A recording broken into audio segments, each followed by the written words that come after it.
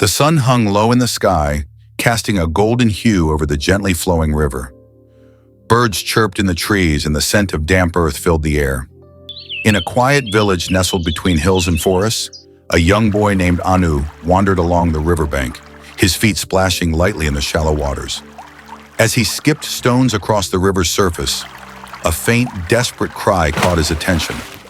Anu turned his head, his sharp eyes scanning the water, until he spotted something struggling against the current. A small kitten, barely afloat, its tiny paws flailing helplessly. Without hesitation, Anu threw off his sandals and waded into the river. The water, though not deep, was swift, and it took all his strength to push forward.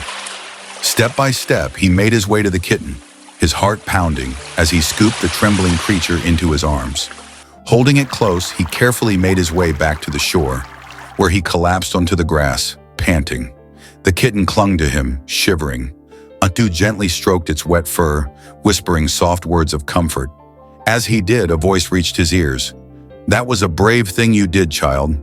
Anu looked up to see an elderly man standing nearby, his robes flowing in the soft breeze. The man's eyes, wise and kind, studied him with interest. He carried a wooden staff, and his long beard was streaked with silver. Anu recognized him at once. Guru Devananda, a revered teacher who traveled from village to village, sharing wisdom and guidance. Anu quickly stood and bowed. "Namaste, Guruji." The guru smiled. "Namaste, my child.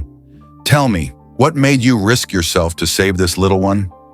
Anu looked down at the kitten, which now nestled contentedly in his arms. It was struggling. "I couldn't just leave it to drown." The guru nodded approvingly. "You followed your heart, and that is the way of true kindness." "Do you know why kindness is important, Anu?" Anu thought for a moment before shaking his head. "I just knew I had to help." Guru Devananda sat on a nearby rock and motioned for Anu to sit beside him. "Let me tell you a story," he said. "Long ago, a great king ruled a prosperous land. One day, as he walked through his gardens, he saw an injured bird lying on the path. He picked it up and nursed it back to health. That night, in his dream, a divine being appeared and said, 'O king, because you showed kindness to a creature in need, your kingdom shall know peace and prosperity.' And so it was. His people thrived, his lands flourished, and his heart was always light." Anu listened intently, his small fingers running through the kitten's fur.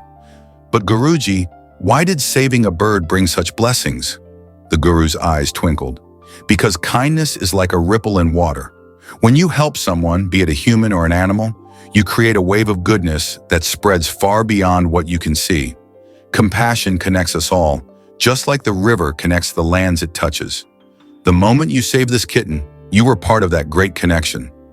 Anu looked down at the tiny creature in his arms, feeling a warmth bloom in his chest. "So, kindness is not just about helping. It's about making the world better?"